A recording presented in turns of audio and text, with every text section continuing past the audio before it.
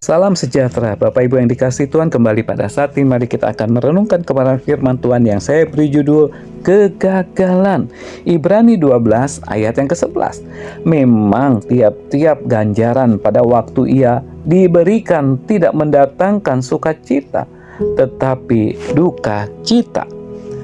Tetapi kemudian ia menghasilkan buah kebenaran yang memberikan damai kepada mereka yang dilatih olehnya.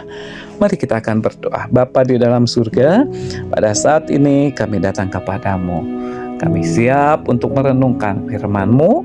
Berbicaralah Tuhan kepada kami, karena kami mau mendengar dan melakukannya. Di dalam nama-Mu Tuhan Yesus kami berdoa. Amin. Saudara-saudara yang dikasihi oleh Tuhan Yesus Kristus, tidak pernah ada orang yang tiba-tiba menjadi ahli pada kesempatan pertama.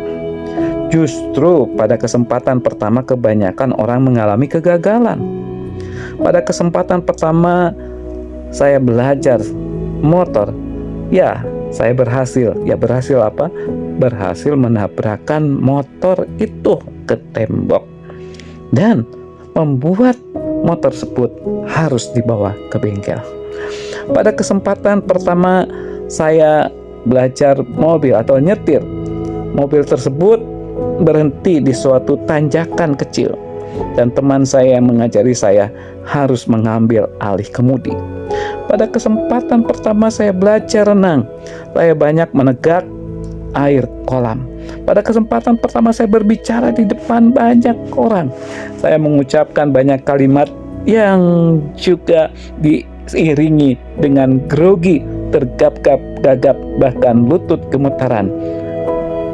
Saudara-saudara yang dikasihi Tuhan, gagal pada kesempatan pertama bukan berarti tidak berbakat di bidang tersebut.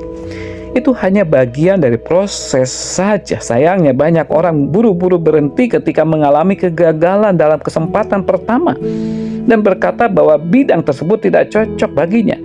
Bukankah sebenarnya ini hal yang aneh? Justru sangat tidak realistis jika kita mengharapkan hasil sempurna dalam kesempatan pertama. Kegagalan di awal bukan berarti akhir segalanya. Kegagalan itu sendiri adalah proses dan bukan hasil. Jadi, jangan pernah berhenti ketika kegagalan terjadi. Teruslah melakukan perbaikan demi perbaikan.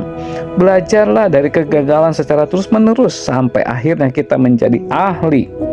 Inilah mentalitas para pemenang. Inilah mentalitas orang-orang sukses. Pada kenyataannya hampir semua orang yang ahli di bidangnya pernah mengalami kesalahan yang sangat fatal dan mengalami kegagalan. Hanya saja mereka tidak pernah menyerah kalah.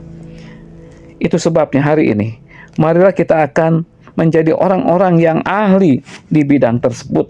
Sudah seharusnya kita memaafkan kesalahan atau kegagalan yang kita buat. Dan jangan pernah mentolerir keputusan untuk berhenti karena kegagalan yang terjadi. Saya, saudara, dan kita semua orang yang ada di dalam dunia ini pernah gagal. Jadi mengapa kita harus membedakan diri dari orang kebanyakan untuk mencari manusia yang anti gagal? Saudara-saudara, ingat, kesuksesan sejati akan diperoleh jika berani melewati proses yang bernama kegagalan. Bagaimana dengan saudara? Mari kita akan berdoa. Bapa di dalam surga, terima kasih karena apa yang kami dengar di dalam renungan ini boleh menguatkan kami.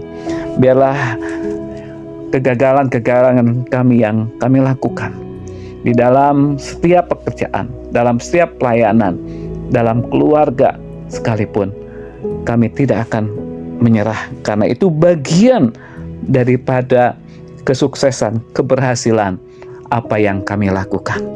Terima kasih Tuhan. Inilah doa kami di dalam nama-Mu Tuhan Yesus kami berdoa. Amin.